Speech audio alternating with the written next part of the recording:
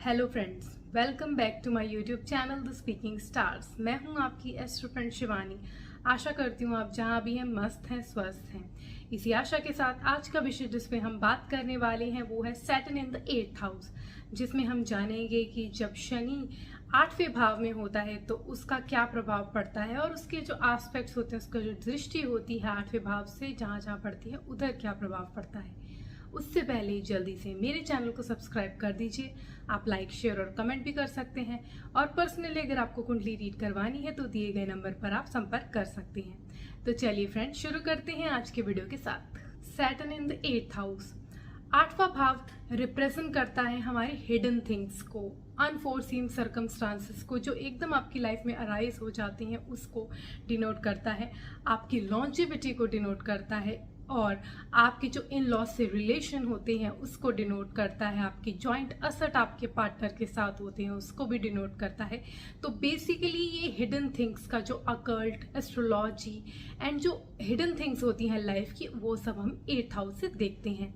वहां पे जब सैटर्न आता है यानी कि शनि देव आते हैं, तो वो जो शनि देव होते हैं वो ग्रह होते हैं हमारे कर्म फलदाता। हमारे कर्मों का जो फल देते हैं वो शनि देव देते हैं। और जो रिस्ट्रिक्शंस होती है हमारी लाइफ में, रेगुलेशन, बाउंड्रीज, लॉज जो होते हैं वो भी डिनोट करते हैं शनि डिनोट करते हैं हमारे प्रोफेशन को, क्योंकि 10th हाउस और 11th हाउस के ओरिजिनली काल पुरुष कुंडली में ये लॉर्ड होते हैं जो कि कर्म के होते हैं। तो प्रोफेशन और उससे जनरेट इनकम भी डिनोट करते हैं। तो जो हमारे शनि देव होते हैं वो हमारे सौरों को, ग्रीफ को और लाइफ में जो डिलेज होते हैं वो भी डिनोट करते हैं।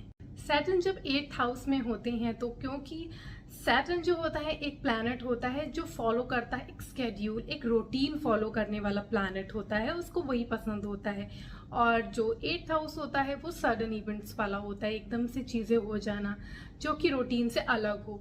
तो सैटर्न जब इस हाउस में आता है तो वो बहुत ज़्यादा अनकंफर्टेबल महसूस करता है। जैसे कि इंसान को जब आप ऐसे घर में ले जाओ जहाँ की उसका एनवायरनमेंट उसके घर से बहुत ज़्यादा अलग हो तो उसको बहुत ज़्यादा अनकंफर्टेबल महसूस होने लगता है। वैसे ही सैटर्न को यहाँ फील होता है, बिकॉज ओरिजिनली वो बहुत ज़्यादा रूटीन फॉलो करने वाला होता है।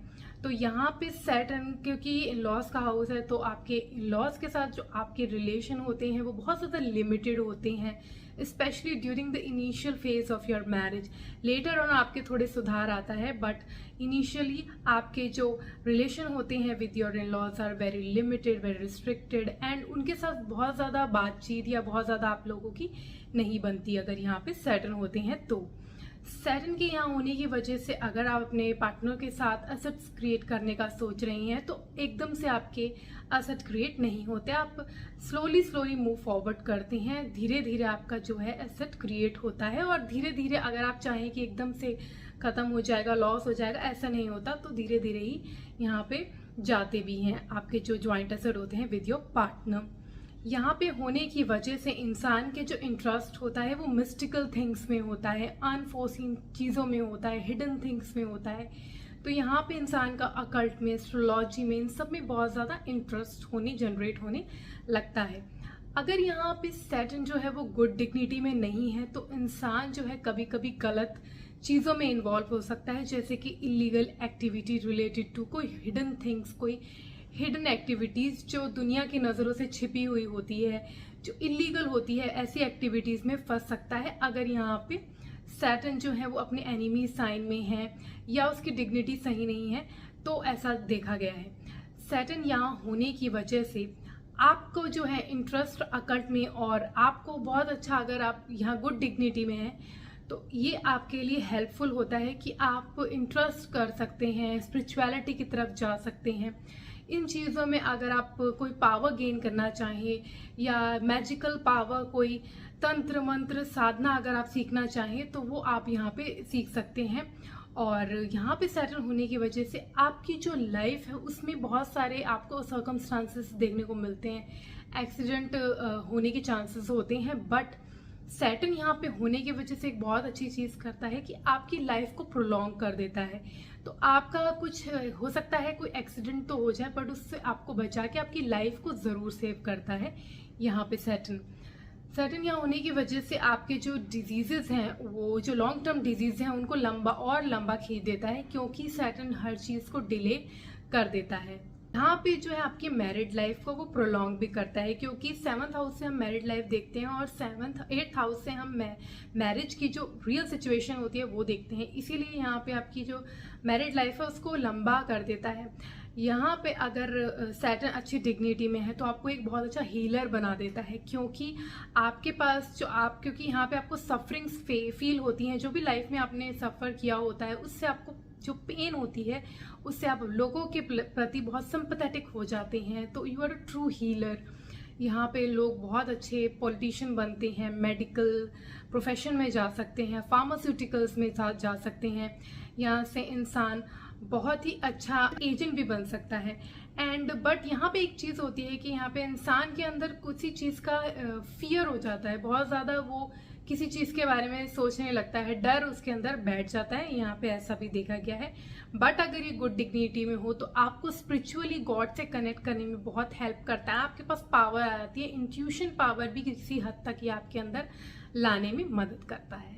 सैटर्न का एस्पेक्ट 8th हाउस से 2nd हाउस में, जो कि डायरेक्ट एस्पेक्ट होता है 7th एस्पेक्ट, उस एस्पेक्ट की वजह से 2nd हाउस में, जो कि हाउस होता है आपकी फैमिली का, सेविंग का, फूड का, वहाँ होने की वजह से आपके जो सबसे पहले आपकी जो फैमिली के साथ आपके जो रिलेशन होते हैं बहुत लिमिटेड होते हैं, specially during the initial year, जब आप अपनी चाइल्डहुड में होते हैं, जब आप पल बढ़ रहे होते हैं स्कूलिंग के टाइम, तो आपको अपनी फैमिली से कुछ रिस्ट्रिक्शंस, रूल्स फॉलो करना बहुत ज़्यादा आपकी फैमिली में हो सकता है, और आपको एक डिस्टेंस सा महसूस होता है अपनी फैमिली के साथ, और आप बहुत ज़्यादा फूड में इन्वॉल्व नहीं रहते। जैसे बहुत ज़्यादा कई लोग बहुत ज़्यादा फूडी होते हैं, तो ऐसा यहाँ पे नहीं देखा गया है।